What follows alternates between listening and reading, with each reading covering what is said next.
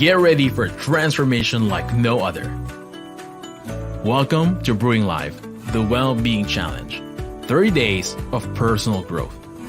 It's time to ignite your potential, create harmony, and empower yourself for success. Are you ready to embrace a life of purpose, passion, and personal growth? Together, we'll embark on this 30-day incredible journey, supporting one another every step of the way.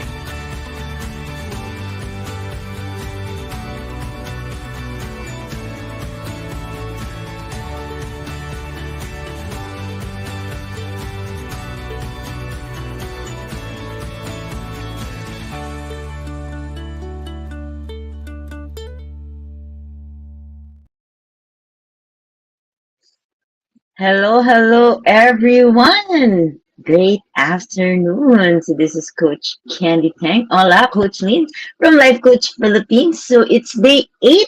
Remember, before you start the day or before you go through the day, remember that it's okay not to be okay, but it's not okay to stay the same. So you are joining me for Brewing Live, episode 861.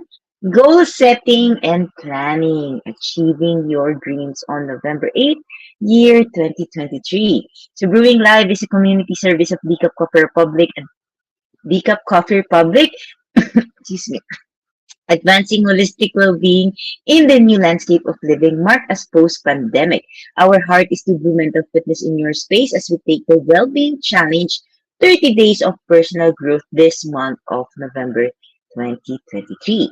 Decaf Coffee Republic serves as the home of professional certified CACC life coaches trained by Master Coach A and stands as the coaching hub of Life Coach Philippines. We are nestled within Pioneer Center compound at the intersection of Pioneer Road, Brixton, and United Streets, Capitolio, Pasig City. Our doors are open from 10 a.m. to 10 p.m. daily, in 10 a.m. to 10 p.m. from Saturday to Thursday. Hashtag excited ako, di ba? So, Decaf Coffee Republic is more than a cafe. We're a catalyst for healing and transformation. Our menu extends beyond classic comfort food to plant-based meals, and food and beverages that promotes mindful eating. Check out our FB page for the sumptuous menu on and refreshing drinks, or connect with Coach Rezzhel at 0917-586-1661 to partner with Decaf Coffee Republic in promoting health and wellness in your space. If you're just joining us in, welcome and thank you for being here.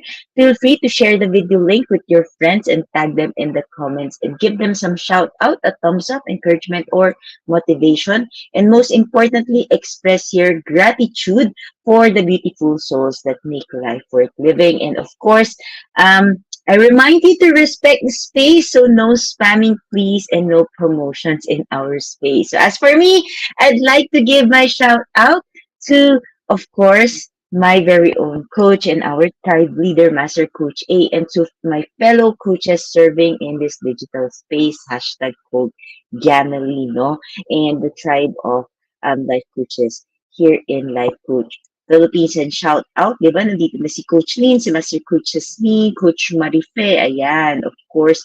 I really invite you to go and tag your friends. This is one exciting topic for me because I'm not really into goal setting, but going through the process of coaching, no, I realized the importance of goal setting, okay? So if you're watching this on a replay, then please do comment hashtag replay and feel free to reach out if you wish to discuss any points that resonates with you or if you have any questions. Of course, you can find the YouTube link in the video's caption for replays of all Brewing Live episodes, so be sure to follow and subscribe to the channel to receive notifications when new learning videos becomes available. So if you're meeting me for the first time, hello. My name is Coach Candee Teng. Again, as a life coach, I help mentally challenged individuals achieve getting unstuck or being unstuck in cycles of pain so they can take full control of their life towards healing and recovery. So for partnership and collaborations, you may check my page, FB page, Life Coach Candee, or you can connect with me at 0917-894 0400.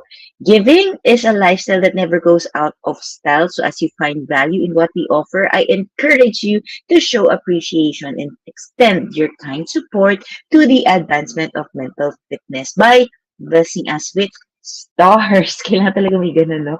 With stars. And of course, we also accept dog gifts via bank transfer or GCash. So the details can be found in the video's caption. Hello, Coach Nords.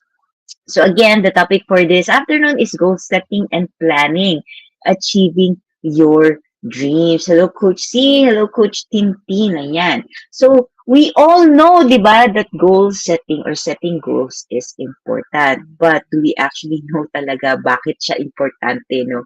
Why is it important, no? Because we often don't realize how important they are as we continue to move through life. And oftentimes, so madami pong pitfall ang goal setting when we set goals because oftentimes, no, ang goals ay nakaset para sa ibang tao at hindi para sa ating sarili. Aray, di ba? Sino po dito yung hashtag relate? Ayan. So, goal setting does not have to be boring. So, oftentimes, no, people don't want to go through goal setting because they see it as boring or it's already also always part of ano, 'di ba, of tawag dito, of the corporate world. 'Di ba sa corporate world parang palagi kami goal setting tapos parang nasusuka ka na and you don't even want to do it in your personal life anymore because you are reminded of the toxicity and everything. But goal setting can actually be fun and there are different ways of setting goals, no, and it depends on how what will resonate with you the most. Again, goal setting does not have to be boring. Ayan, sabi ni Coach Lynn, favorite natin ang goal setting. Yes, okay. And there is actually, no, a test, three, three three tests, no, in order for you to know if your goal setting are truly goals or they are just aspirations. Okay, so meron po yan. If you want to connect with me, I won't be sharing it since it is a content, no, of Master Coach Ace and Cruz tawag dito micro coaching program, so I cannot really disclose it because may investment po yun. But if you want to know about this, you want to be processed, then feel free to connect with me. Okay, so there are many benefits and of course advantages to having to set a goals, no, and for to have a set of goals that you can work towards too. And setting goals actually helps trigger new behaviors. Ayan, if you feel stuck in your life and you want to get unstuck, yeah, one of the keys or one of the ways that you can do it is actually set goals because it will trigger you to have or create new behaviors that helps guides your focus and helps you sustain your momentum in life. So pag feeling mo naman wala ka momentum, then technically pwede din, no? You will be able to create movement and then create momentum. So, sabi ko, Chi, mas nag-goal setting ka pa sa workplace kaysa sa sarili mo. Ayan, di ba, Coach Dean? Kaya yung pag-iiba, pag naririnig ang goal setting, ayaw na talaga, di ba? So, again, it's a reminder that it can be personal and it can be fun, okay? It doesn't have to be the tedious goal setting na alam natin in the workspace, no, na linear goal setting because there's such a thing as goal achievement mental model where you have stepping stones and in stepping stones, no, doon ka matututo kung paano mo ma-achieve yung goals mo in a fun way, okay? So if you want to know more about mental models, I encourage you to connect with Coach Sean, okay, our community manager on Be Learning Society, or you can connect with Coach Rezzhel at 0917-586-1661 and makikita nyo din po si Coach Rezzhel na nasa comment box. Okay. So again, setting goals helps trigger new behaviors, helps guides your focus, and helps you sustain the momentum in your life. So goals also help align, okay, your focus and promote a sense of self-mastery. Sino po dito talaga yung gusto nyong ma-master yung sarili nyo? Okay? Kung gusto nyo po yun, ayan, goal setting is one of the key in order for you to be able to focus, no, and promote a sense of self-mastery. Again, sense of self-mastery, hindi self-mastery in itself, okay? Kasi there are many ways to achieve in different ways in achieving self-mastery, and goals is just a part of it, okay? So in the end, you can't, di ba, manage what you don't measure, and you can't improve upon something that you don't properly manage, di ba? So just like in healing, people want to go through healing, pero pag tinanong mo, ano yung part of you that needs healing, hindi nila alam. So paano ka mag-heal? So ganun din po yung concept, no, when you talk about goal, no, you cannot measure your life if you technically don't have a measurement system, which is actually your goal setting, no? And of course, you can't improve on something if you don't know what to improve and what you can actually manage. So setting goals can help you do all of that and so much more. O, di ba ang ganda ng goal setting? So goal setting can lead to greater success and performance. Gusto po natin yan, hindi lang performance at work, no? Okay, performance in relationship and different areas of your life, in your health. Ayan. So setting goals not only motivates you, but can also improve your mental health and your level of personal and professional success. Kung medyo allergic ka na, no, sa medyo corporate ayaw mo, sige, wag na natin pag-usapan si professional success in terms of corporate, but yung aspirations mo, no, na gagawin nating goal, your fulfillment, your purpose, part pa rin po yan ng goal setting. Hello, Coach Keith. Ayan, excited to see you on Saturday. Okay. So the truth is that some goals are achieved while others, would you agree with me, are not. And it's important to understand why. Probably kasi, no, may tweakings na need sa pagsiset ng iyong goals. Technically, New Year's resolutions as well, no? Technically, ginagawa din yung goals. But, di ba, almost always nasa mga first week of the year lang yan. Tapos walang nangyayari. So, you have to know that setting goals is a process, okay? It is a process, and setting goals is not always fixed, no? It changes over time. It changes with your season. It changes with your space kung nasaan ka currently at, no? So the goals you set in your 20s will most likely be different from the goals you set in your 40s, in your 30s, in your 50s, okay? So nag-iiba-iba po yan. So hindi naman po pwedeng yung goal na sinet mo ng 20s ay yun pa rin, no? Yung goal mo na sinet mo ng 30s, nako, ibig sabihin, hindi umuunsad or hindi gumagalaw yung buhay at masakit yun, di ba? Ayan, masakit po talaga yan. And this is where the life coaches comes in, no? Importance of life coaching, because coaching is facilitating the process of taking people to where they can't take themselves alone and without support. Kasi syempre, we have to recognize, no, that all people have limitations or weaknesses, whether mental, emotional, or psychological. And eventually, no, it creates barriers, no, that hinders our personal development and our ability to achieve the goals. And this is when a life coach, no, comes in with so much value. Kaya meron po tayo netong GCaCC Brewing Live, where we help you with coaching processes, where we do community service and share this to you. Okay, so the process of coaching helps people to break those barriers themselves and paves the way to achieving their goals. Ayan, di ba? Ang saya-saya. So, I'll be sharing with you 6-step. Okay, intro lang po yun. 6-step goal setting process. Of course, number 1, set your goals, no? Okay, di ba basic na basic yan? So, the great questions to ask yourself is, what do you want, no? What do I want? And next, Jan, that you should really actually dive deep is, why do I want this? Okay, and of course, it is important that it is time bound, no? When do I want it by? So you want to be able to make your goal meaningful, challenging, okay, but not too challenging na mag-freeze yung brain mo, no? So in goal setting, especially like in my case, no, going to my Master Coach A, my brain works, no? If it's too challenging, I will not move.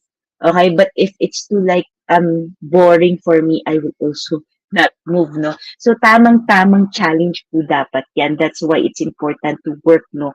And to have an insight, no? And to work with a professional life coach, okay? So challenging siya dapat, but it shouldn't be too challenging that it triggers your perfectionism, no? So gusto mo is when you go for goals, no, you want to be able to develop the qualities na ikaw, you go for excellence rather than perfectionism because magkaiba po siya, okay? Of course, your goal should be exciting and worth pursuing, di ba? O malay mo kasi tama naman yung goals mo, no? Pero may element that's lacking excitement, no? And yung worth niya for pursuing. That's why, no, when you are faced with challenges, you eventually stop, okay? So, ayan, sabi ni Coach Tintin, setting goals, yes, our goals change as we progress. Yes, sabi nga ni Coach, siyempre, di ba, yung unang-unang step is mag-set ka pala ng goal. Paano naman nangyari goal setting? Tapos, hindi number one yung goal mo, okay? So, again, when most people think about setting a goal, that is all they do, okay? They think about setting a goal. Tapos na, okay? However, thinking about a goal doesn't actually turn that thought into a goal. What you imagine will remain nothing, okay, more than just a dream until you actually take the time to describe it, to describe the goal on a paper, okay? What, why, and when, okay? So take out a sheet of paper and write down exactly what you want to accomplish, but make sure that it is no ordinary goal and it is not the goal for other people, but it is your goal para sa'yo. Okay? So this goal must be meaningful again, challenging, exciting, and worth accomplishing. So there must be a strong reason and desire for you to want this goal. Otherwise, again, when challenges come, even kahit walang challenges, no, mabilis ka ma-distract, you will be distracted easily, and you simply won't pursue it. Okay? Step 2, identify goal conflict. So in every goal, of course, there will be barriers, no? There can be conflict. So you can ask yourself, eto na, no? Many people don't have any trouble working to the first step of setting the goals, no? Of the goal setting process. They can clearly outline their goal in a visual way, talagang visual pa, very detailed pa yun, no? And they can get very excited about the thought of pursuing this. However, eto na, the goal you set doesn't live on an island all by itself. It lives within a microcosm, no? Talagang isang merong, ano yan, ecology, environment, no? Alongside with other goals, responsibilities, and commitments. So, kailangan po, no? Pag nagsiset tayo ng goals, no? It is holistic and it is integrated, no? With yung ibang goals mo, yung responsibilities mo, and your commitments, other commitments that you have in your life. So in other words, no, it is living within an environment where it's competing for your attention. Kaya 'di ba, ang nangyayari sa ibang tao, ang sinasabi nila, wala akong time, hindi ko siya priority. Kasi yung goal na siniset nila, hindi nila technically na-identify yung conflicts, no, within their responsibilities, within their seasons, within their commitments, other commitments, and other goals. Example, pag may goal ka sa work, syempre, it will be different from your personal life as well. So, it should be aligned and you should identify the conflicts, no? It is therefore, no, very possible that an existing goal could hinder your pursuit of a new goal. So given this, no, you now need to identify these goal conflicts and prioritize what's more important. Okay, so what you can ask yourself is, how must I modify my goals to avoid this conflict? So pag ginawa mo yung goal, hindi agad yan, di ba, taga na fix, di ba? It changes, okay? It changes. So you have to go through this process bago mo before you can really say that this is my goal, okay? You have to go through the process. Hindi number one pa lang tapos na, okay? May goal na ako. Hindi ganon, okay? So again, you can ask yourself, what must I modify? What must I modify in my goals to avoid these conflicts? Because again, you have to identify goal conflicts because your pursuit of one goal may hinder your ability to achieve another goal. So eventually, we want to make it aligned, no? Third, syempre, if you identify the conflict, make necessary sacrifices. Ayan, aray. Ito na. Make necessary sacrifices. Nothing in life comes for free. There is always something that we must give in order to get something in return. Often that sacrifice comes in the form of time, energy, money, or something else we value. So if you truly want to achieve something, no, number one dyan is your commitment sa time, okay? So the goal, so this is actually very relevant, no, when it comes to goal achievement because the goal you have decided to pursue comes with a price, okay? So, hindi po libre, okay? Lahat po ay may price. So, that price is the cost, okay? That price is the cost you pay for pursuing that goal. That's why eventually, no, meron ka talagang ibababa, okay? And often that price comes in the form of that time and energy you spend working towards the goal. Syempre, pag gusto mo, di ba, personal growth, you want to improve in your areas of relationship, syempre mag-invest ka ng time sa relationship tapos mawawala, liliit yung fun and recreation mo. Hindi pwedeng you want to invest time in a relationship to build meaningful relationship tapos ayaw mo, di ba, ibaba yung time mo for fun and recreation or your idle time, di ba? So, yon. So, you want to be able to know, of course, the cost of the goal you want, okay? So, focusing on this goal means that you probably won't have the time to focus on other things, and that is the sacrifice that you must make. Again, it comes with a price, okay? So that is very, very important. Hello, Miss Ems, welcome. Ayan. Next, Miss Ems, if you want to get this, no, you want to know more, you can just watch the replay or you can feel free to connect with me kasi nasa number 4 na po tayo ng 6-step process to goal setting. Okay, so fourth is you want to be able to assess potential obstacles. So, okay, iba yung conflict, iba pa yung potential obstacles. Okay, so a great many people no pursue their goal with passionate enthusiasm. They're very enthusiastic, diba? But when things are going well, they're absolutely loving every moment, diba? May energy ka, may zest ka, may enthusiasm ka, no? But things just couldn't be better, diba? Yun yung feeling mo, parang, yo, you're on top of the world, and you have all the optimism in the world, no? That you are on the right track. But then suddenly something happens that halts your progress. Sino po nakaka-relate dito, ano? An unexpected obstacle or setback arises, hits you, that derails all your efforts, no?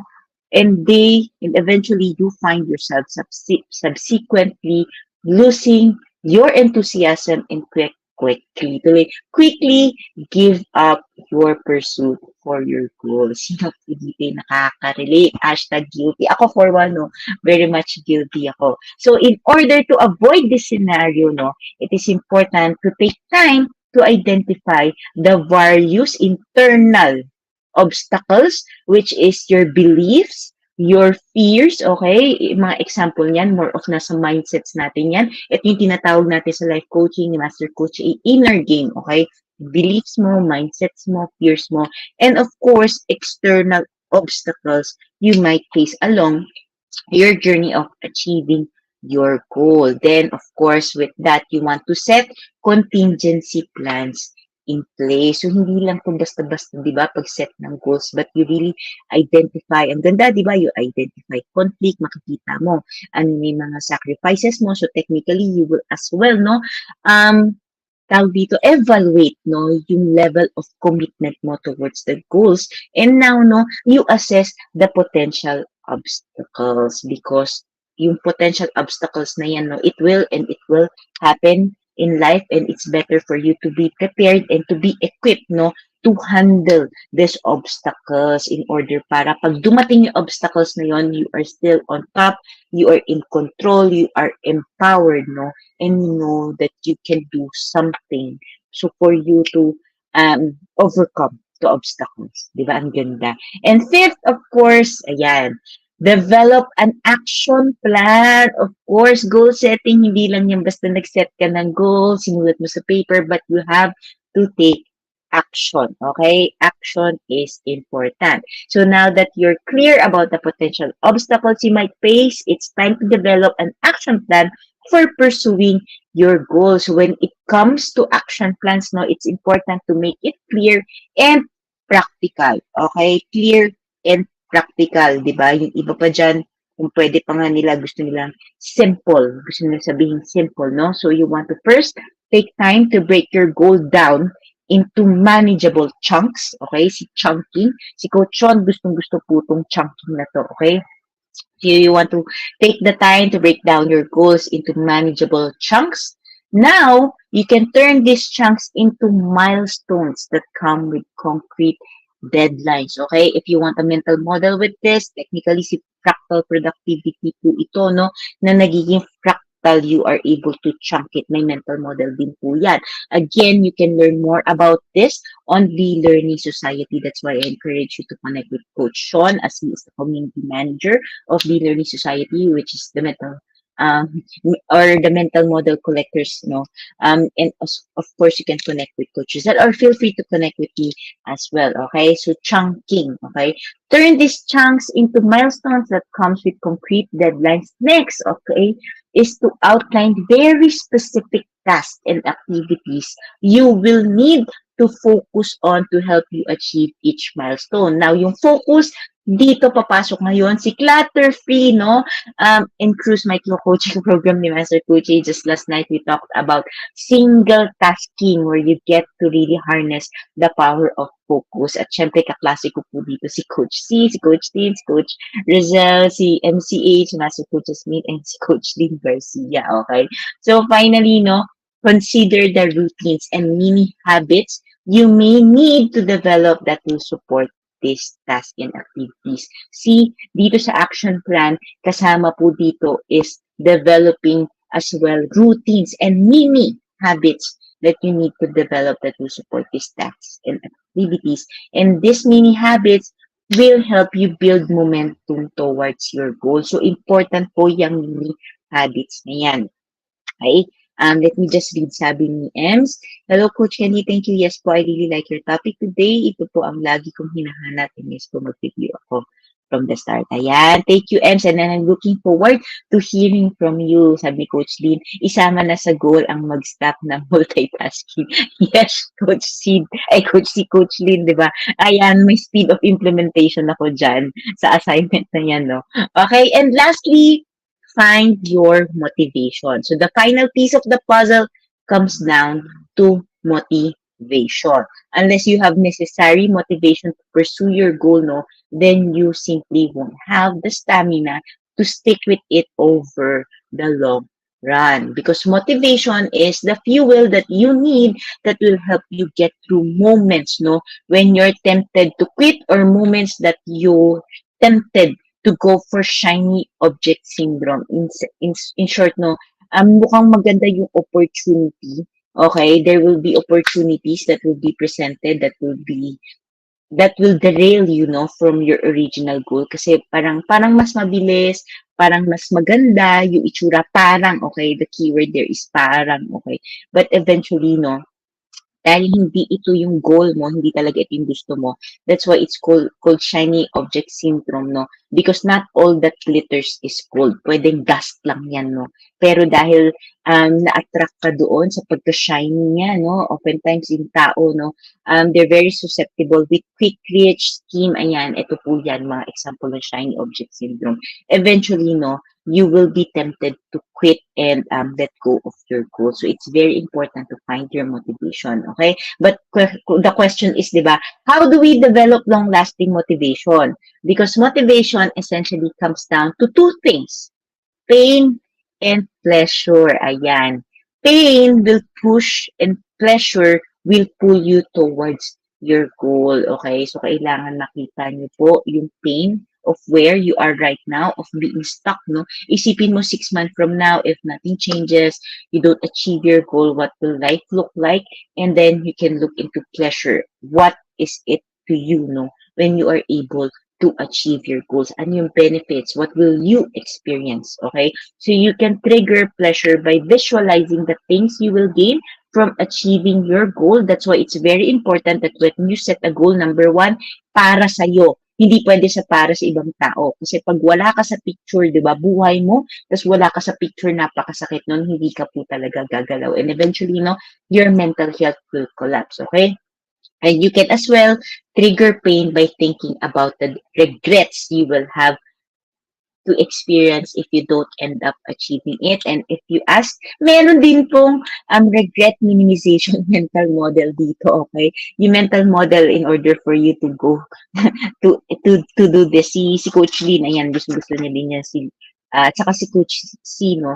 Regret minimization, no? Mental model. Ayan. So, madami po, no? Here in Life Coach Philippines, in the Coffee Republic, the home of certified life coaches in the Philippines, we have all that you need in order for you to be able to not only set your goals, but technically achieve your goals. So, help is available. Nandyan po, sinet up po ni Master Coach, wonderfully yung systems, no? Na kung ano yung kailangan mo, we have it for you. So, all you need to do is ask for help, and of course, no, do join us and learn from us consistently para nabibuild po yung momentum nyo. Okay? If you have any challenges in any of these goals, or kahit number one pa lang, medyo feeling mo, Coach, bumabara ako, remember, it's okay. It's okay. It's a process, okay? Wala pong judgment, okay? There is no judgment in the space. It is a very safe space, no? Pag number one mo, you set up goals, bumabara ka, then, di ba? I invite you to connect with me, connect with us, no? Again, yung details ko, 0917-894-0400, or you can find me on Facebook, Life Coach Candee, or you can simply connect with Coach Rezzhel at 0917-586-1661. And of course, if this is a toolkit, no, itong 6-step process that I am sharing with you is a toolkit. So if you want to have a copy of this toolkit, no, and of course you want to experience coaching, okay, I do give complimentary coaching sessions right now, Pick Up Coffee Republic. So I invite you to really connect with me if you really truly want this, and if you see, no, well, I'm sure that you will see mo na malaking tulong po ito sa'yo. Ayan, sabi ni Coach C, applying mental models will give us advantage in achieving our goals. Yes, very much. In number one pa lang, di ba, in setting goals, you will learn that there is stepping stone mental model, that ang goals are not always linear. Okay? Pag hindi kaya na linear, there is stepping stone, and stepping stone is a fun way of actually achieving your goals. Ayan. So in closing, I'd like to thank you for joining us today and supporting the cause of mental fitness. So of course, we invite you to join us in person for our face-to-face community events, including Purposeful Sundays, Parenting Mondays, Coaching for Mental Wellness on Tuesdays, ayan, by yours truly, okay? Habits on Wednesdays, Strengthening Thursday, which is Coaching for the Soul with Master Coach A. And on Fridays, wala po kami because we give the space a rest, no? And we will be back on Saturdays for Fab Saturdays open mic, okay? So if you're interested in becoming a professional service provider, either as a life coach or a mental health coach like me, then I invite you to connect with Coach Rezzhel at 0917-586-1661 to learn more about the co-actively co-create life coach certification program by Master Coach A. And we're currently accepting applications for mental health certification and the internship program commencing on January 2024. This is very exciting. Yay! And of course, it is with limited slots, so be sure to secure your reservation with Coach Rezzhel. I invite you again to join us back tomorrow, same time, same digital space, for episode 862, Effective Communication. Ayan, sila tulis ng Effective Communication. Building Strong Relationships with Coach C. Once again, this is Coach Candee Teng, mentally fit to serve on behalf of Life Coach Philippines. This is us in Philippines. This is us in the Philippines. Labang boom, labang boom, labang boom. We look forward to seeing you again tomorrow. Have a blessed day. Bye-bye.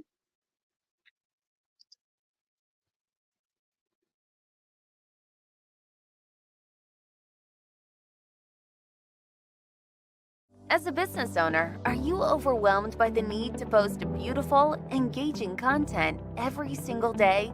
Are you left wondering what to write? Tired of scrolling through stock photos that all start to look the same? Confused by complicated graphic design programs?